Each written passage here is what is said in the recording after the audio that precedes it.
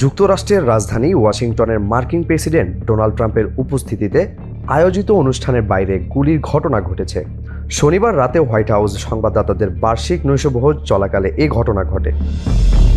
ওয়াশিংটনের Washington Hilton হোটেলে আয়োজিত অনুষ্ঠানের বলরুমের বাইরে গুলির শব্দ শোনা যায়। এ সময় ট্রাম্প ও ফার্স্ট লেডি অনুষ্ঠানে উপস্থিত ছিলেন। মার্কিন তদন্ত সংস্থা FBI জানিয়েছেন হামলাকারীদের আটক করা হয়েছে এবং তাদের ওয়াশিংটন ফিল্ড অফিস ঘটনাস্থলে তদন্ত চালাচ্ছে। ট্রাম্পও সামাজিক যোগাযোগ মাধ্যমে জানিয়েছেন বন্দুকধারীদের আটক করা হয়েছে। এ ঘটনায় ট্রাম্প এবং ভাইস প্রেসিডেন্ট জেডি ভ্যান্স অক্ষত রয়েছেন। আইনশৃঙ্খলা বাহিনী এক কর্মকর্তা জানিয়েছেন এক পুলিশ সদস্য বুলেটপ্রুফ জ্যাকেটে গুলিবিদ্ধ হয়েছেন, তবে তিনি আশঙ্কামুক্ত।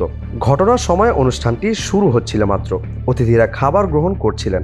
এমন সময় হঠাৎ সশস্ত্র নিরাপত্তা কর্মী প্রবেশ করে সবাইকে নিচে আশ্রয় নিতে বলেন। উপস্থিত সাংবাদিকরা টেবিলের নিচে আশ্রয় নেন। এ সময় আতঙ্কে চারদিকে ছুটোছুটি শুরু হয়। পরে US সিক্রেট সার্ভিস দ্রুত ট্রাম্পকে নিরাপদ স্থানে সরিয়ে নেয়। ট্রাম্প জানান তিনি এবং তার মন্ত্রিসভার সদস্যরা সবাই নিরাপদে আছেন। তিনি বলেন ফার্স্ট লেডি, ভাইস প্রেসিডেন্ট এবং মন্ত্রিসভার সব সদস্য সম্পূর্ণ নিরাপদে আছেন।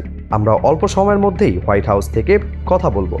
সিক্রেট সার্ভিস জানিয়েছেন গুলির ঘটনা ঘটেছে অনুষ্ঠানস্থলে একটি তল্লাশি এলাকায়, তবে হতাহতের বিষয়ে তাৎক্ষণিকভাবে বিস্তারিত কিছু জানানো হয়নি। প্রত্যক্ষদর্শীরা জানিয়েছেন অন্তত 5টি গুলির শব্দ শোনা গেছে।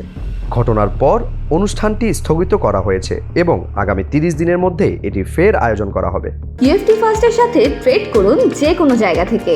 ক্যাম্পাসে ক্লাসের ফাঁকে, ঢাকার জ্যামে বসে কিংবা ঘরে বসে ট্রেডিং এখন হাতের মুঠোয়।